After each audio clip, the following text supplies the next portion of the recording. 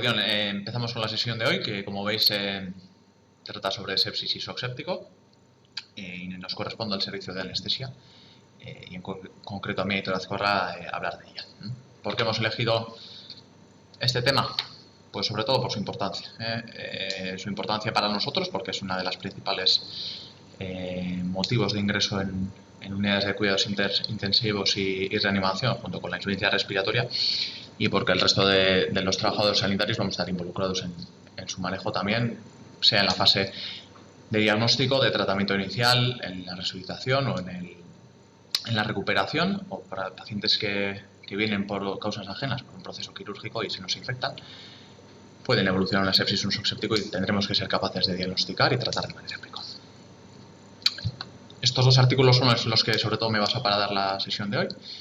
Por un lado está la sepsis 3, que es de 2016, es las guías y el cambio de definiciones que hacen en cuanto a la sepsis y shock séptico, y luego las guías de la Surviving Sepsis Campaign, que nos van a dar los niveles de evidencia y los objetivos en el tratamiento de estos pacientes en base a la investigación científica que hay hasta la fecha.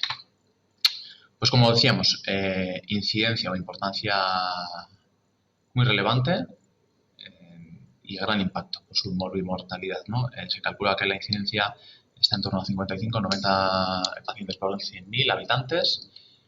A nivel mundial, anualmente 27 millones de personas van a tener un proceso infeccioso, bien de sepsis o de shock séptico, y obviamente el desconocimiento de estas enfermedades van a retrasar su diagnóstico y su tratamiento, empeorando los resultados, ¿no? Además, los supervivientes de estos procesos van a tener mayor mortalidad, van a tener tasas importantes de trastorno de estrés postraumático, disfunción cognitiva y disfunción pulmonar persistente o discapacidades físicas, amputaciones o empeoramiento en su calidad de vida posterior. Esos son dos tablas que vamos a enseñar ahora, resultados de hace tiempo, son mortalidad intrahospitalaria en 2006 y 2013, pacientes que ingresan con el diagnóstico de sepsis a nivel hospitalario y ha visto la mortalidad, según el centro varía un poquito, pero estaría en torno al 30%. En cambio, aumentará cuando el motivo de ingreso será shock séptico, que de un 30% aumentará hasta, como hemos dicho, hasta un 45%. Por lo tanto, está claro que su impacto es importante, tiene una elevada morbimortalidad y lo que tenemos que intentar es diagnosticar rápido y tratar también rápido.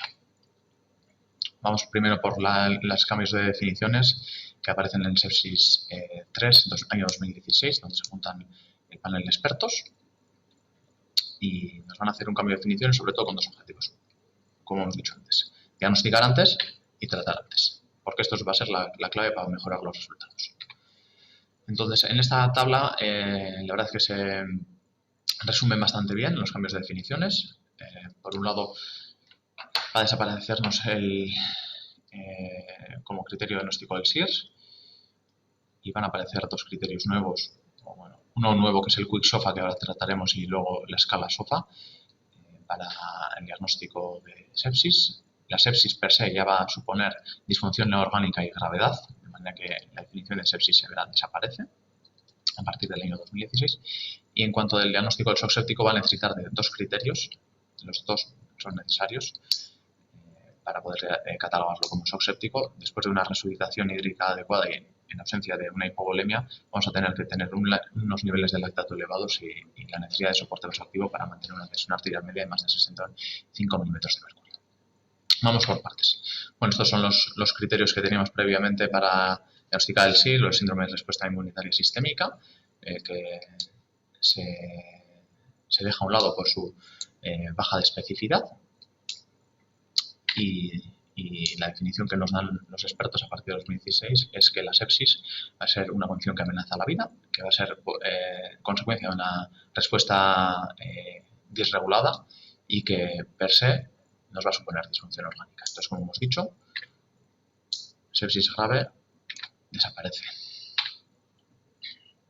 Para el diagnóstico necesitamos una infección bien confirmada o sospechada y 2 puntos o más en la escala de SOFA o en el Quick SOFA. SOFA es una escala que utilizamos muy a menudo en unidades de cuidados intensivos o en reanimación, que viene son los acrónimos de Sepsis Organ Failure Assessment, y nos va a valorar 6 ítems, dando una puntuación de 0 a 4. 0 será cuando no hay disfunción orgánica en paciente sano, 1 o 2 serían lo equivalente a una disfunción orgánica, y 3 y 4 serían cuando hay fracaso de órgano. Nos valorará el aparato respiratorio mediante la relación PO2-FiO2, el sistema de la coagulación mediante el recuento plaquetar, la función hepática con los niveles de bilirrubina, el sistema cardiovascular con la tensión arterial media o necesidad de soporte vasoactivo, mediante la escala de Glasgow, el sistema nervioso central, y bien con los niveles de creatinina o el volumen de orina en la función renal. Una anotación es que no hace falta quitar el soporte respiratorio a pacientes que necesiten por un proceso infeccioso, una neumonía, por ejemplo, para hacer la valoración de la disfunción orgánica. El SOFA se puede calcular con este concepto que es la PAF, ¿vale? O la P2-FiO2. Pues como hemos dicho, necesitamos un cambio, un aumento del SOFA basal en 2 puntos, y para confirmar que evidentemente tenemos una disfunción orgánica y una infección bien sospechada o confirmada. Claro, en pacientes que sean sanos y no tengan disfunción orgánica, el SOFA previo o SOFA basal es de 0. Lo que pasa en pacientes con patologías previas que tendrán SOFAs ya de per se elevados, pues tendremos que tener un aumento en 2 o más puntos. Y el problema que tenemos con el SOFA, pues como hemos dicho, es una escala que es muy conocida para nosotros, pero fuera de las unidades de cuidados intensivos o reanimación, pues una escala desconocida. Además, precisa para su diagnóstico de pruebas de laboratorio, de manera que esto puede retrasarnos el diagnóstico y, sobre todo, diagnosticar a los enfermos que son de alto riesgo. Entonces, para esto, el panel de expertos lo que nos dan es otra herramienta que ahora explicaremos, que es el QuickSOFA. Para esto no hace falta ninguna prueba de laboratorio, valora 3 ítems, que son la taquipnea con una frecuencia respiratoria de más de 22, alteración de nivel de conciencia o la hipotensión, definida como una tensión arterial sistólica menor de 100 milímetros de mercurio. Y con cumplir 2 criterios o más, ya tendríamos que sospechar o cumplirían las definiciones de sepsis. Con esto, evidentemente, lo que podemos hacer es un diagnóstico precoz y hacer una derivación urgente a un centro hospitalario para iniciar el tratamiento de manera rápida. Como la sepsis, vuelvo a repetir, ya presupone disfunción orgánica, la sepsis grave, la definición desaparece. Antes de 2016 era necesario el diagnóstico de sepsis y disfunción orgánica cumpliendo los criterios de hipotensión, hipoperfusión, alteración orgánica, ¿no? A partir de 2016 desaparece. Y nos definen el shock séptico como un proceso infeccioso séptico que va a producir alteraciones circulatorias celulares y metabólicas que van a aumentar la mortalidad. Son necesarios, como hemos dicho, 2 criterios. En ausencia de hipovolemia o después de una resuscitación hídrica adecuada, vamos a necesitar un lactato elevado de más de 2 milimoles litro, o la necesidad de un soporte vasoactivo para mantener una tensión arterial media de más de 65 milímetros de mercurio. Un apunte, y es que el lactato debería ser de origen venoso central o mixto, o de una gasometría arterial. No será válido una gasometría venosa periférica para su diagnóstico. ¿Y por qué nos exigen por qué nos piden los 2 criterios? Pues porque analizan grupos y lo que ven es que los pacientes que cumplen los 2 criterios, hipotensión y necesidad de soporte vasoactivo más lactato elevado, pues tienen una mortalidad mayor que respecto a los que están hipotensos o con lactato alto. Esto sería un algoritmo diagnóstico que nos presentan, que es paciente con sospecha o infección confirmada. Hacemos rápidamente un QuickSOFA, recordar las 3 variables, la taquipnea, la alteración del nivel de conciencia y la hipotensión. Si cumple 2 o más criterios, ya tenemos la sospecha de sepsis, que luego confirmaremos con las pruebas de laboratorio y con el SOFA. Y si cumple los 2 criterios que hemos repetido previamente después de una resuscitación hídrica, pues tendremos el diagnóstico de shock séptico. Entonces, para concluir las definiciones. Como hemos dicho, desaparece el criterio de SIRS y se nos introducen 2 nuevos, que es el SOFA y el QuickSOFA. Desaparece la definición de sepsis grave, y para el diagnóstico de shock séptico son necesarios ambos criterios, como la necesidad de soporte vasoactivo y el lactato elevado. cambiamos ya y salimos de las definiciones y vamos a qué nos dice la Surviving Sepsis Campaign, a qué objetivos de tratamiento tenemos que enfocar. Nos va a dar un plazo de tiempo en la que vamos a tener que haber conseguido o por lo menos haber intentado estos objetivos, ¿no? En las primeras 3 horas tendremos que ir a por el foco infeccioso, tendremos que hacer rápidamente una correcta análisis de exploración física. Recordad en este apartado siempre intentar mantener la seguridad personal con los EPIs, valorar la necesidad de aislamientos de contacto o en casos, por ejemplo, de que fuera una sospecha de meningitis, el aislamiento de los pacientes para evitar el contagio de los sanitarios y de otros pacientes. Monitorización estrecha, recordar el sondaje vesical para la valoración de la diuresis porque son los objetivos que tenemos que marcarnos en las primeras 6 horas. En cuanto a la extracción analítica, marcadores de infección con procalcitonina. A nivel de coagulación, valorar los dímeros para saber si estos pacientes cumplen criterios de CID. Y como hemos dicho, la gasometría deberá ser arterial para valorar ese lactato que tiene que ser bien arterial o menos central mixto. En cuanto a el estudio del foco infeccioso, pues extraeremos cultivos bien para diagnosticar el foco y bien para luego, según su rendimiento, hacer una desescalada de antibioterapia y habrá que hacer las pruebas complementarias pertinentes. Con todo esto, en las primeras 3 horas tendríamos que tener el diagnóstico de sepsis sí o no, con la disfunción orgánica y con el aumento del SOFA o el incremento del SOFA en 2 puntos o más. Y nos aconsejan o nos recuerdan que si el foco infeccioso puede ser tratado, debe ser tratado en las primeras 12 horas. En cuanto a objetivos de tratamiento y antibiótico, ¿qué nos dicen? Debe estar administrado en la primera hora. Si podemos, siempre que nos retrase el inicio del antibiótico, caso ejemplo, siempre meningitis, por el tema de la punción lumbar tras la realización del escáner, siempre intentaremos antes de empezar la antibioterapia extraer cultivos. ¿Qué antibióticos? Bueno, pues paciente grave que está con un proceso infeccioso activo, amplio espectro. Eso obviamente nos obliga luego a desescalar de manera precoz en base al rendimiento de los cultivos y la evolución del paciente. Obviamente para que los antibióticos que a día de hoy nos sirven, pues mañana o pasado podamos seguir empleándolos y no tengamos gérmenes cada vez más resistentes. Intentaremos escoger antibióticos con alta penetrancia en ese foco infeccioso y valoraremos los efectos adversos que producen los antibióticos para la patología que tienen, pues para intentar encontrar el que más nos satisfaga.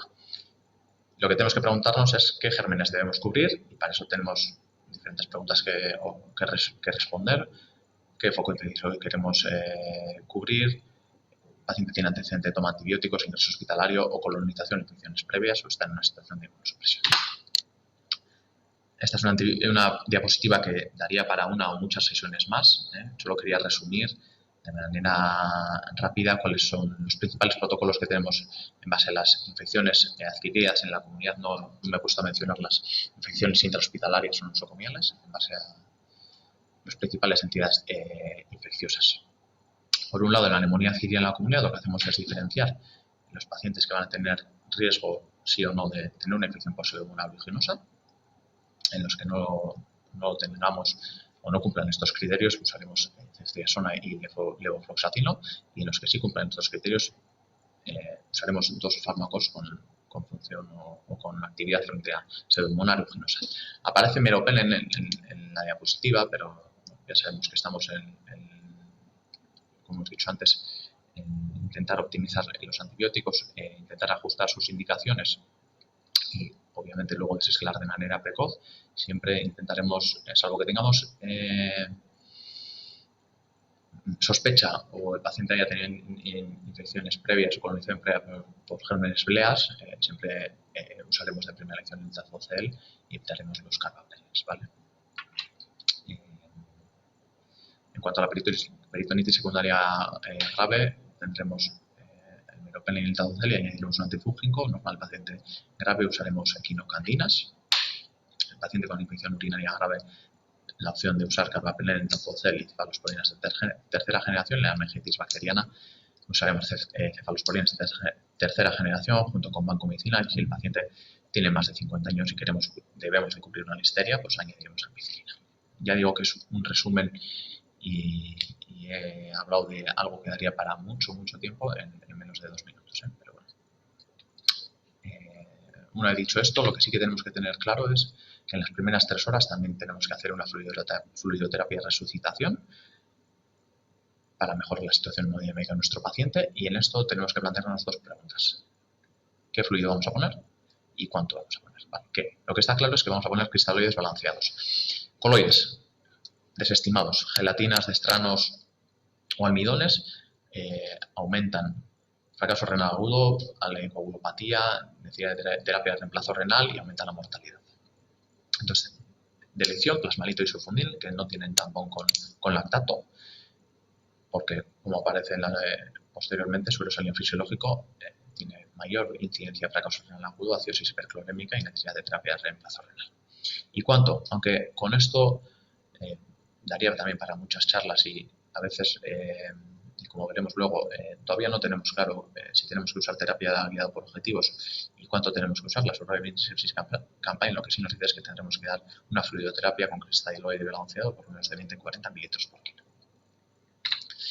Y nos marca unos objetivos hemodinámicos en las primeras 6 horas, que van a ser lograr una presión venosa central, una tensión arterial media de más de 65 milímetros de mercurio, un volumen de orina con por lo menos de 0,5 mililitros kilo hora y una saturación venosa o central, venosa central mixta de más de 70 o 65% respectivamente.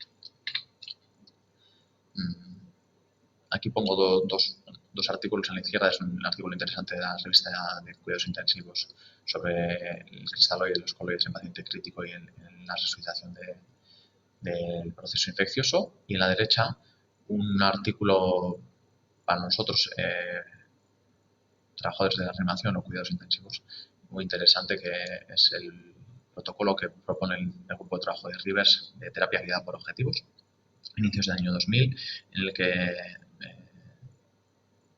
plantean un protocolo para el manejo precoz en las primeras 6 horas del paciente crítico, en el que vamos a usar fluidoterapia hasta unos niveles de presión venosa central de 8-12 milímetros de mercurio, y si después de eso el paciente sigue hipotenso, usaremos soporte vasoactivo con noradrenalina para aumentar o mantener por lo menos una tensión arterial media de 65 milímetros de mercurio.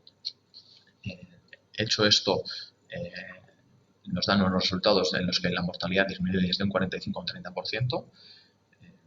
Lo que pasa es que este estudio, pues bueno, va a tener numerosas críticas porque va a tener un grupo control en el que la mortalidad va a estar muy aumentada, y además la gran mayoría de los pacientes que están incluidos no van a tener o no cumplirán criterios de séptico. Y estudios posteriores, ya a años 2010-2015, como son este PROCESS, que es de Estados Unidos, o el ARISE australiano, o el PROMIS europeo, bueno, inglés, que también trabajan o hablan sobre los protocolos de terapia guiada por objetivos, van a tener resultados contradictorios, en los que a veces estos protocolos van a tener peores resultados, aumentando los días de soporte vasoactivo, aumentando los días de necesidad de ingreso en reanimación. Con esto lo único que quería decir es que todavía queda mucho por saber de cómo tratar, cuánto tratar, el manejo hemodinámico de estos pacientes. Y para ir terminando, lo que sí que tenemos que tener claro es cuándo tenemos un paciente de alto riesgo y cuándo tenemos que pedir una valoración por una unidad de cuidados intensivos. Ahí está el busca que lleva el anestesista de guardia, el 88103, y estos son algunos de ellos. Una hipotensión refractaria a fluidoterapia, cuando tenemos un lactato elevado, necesidad de soporte vasoactivo, disfunción orgánica con lactato elevado, un fonco infeccioso crítico, puede ser una meningitis, una neumonía con criterios de gravedad o una disfunción crítica de un órgano.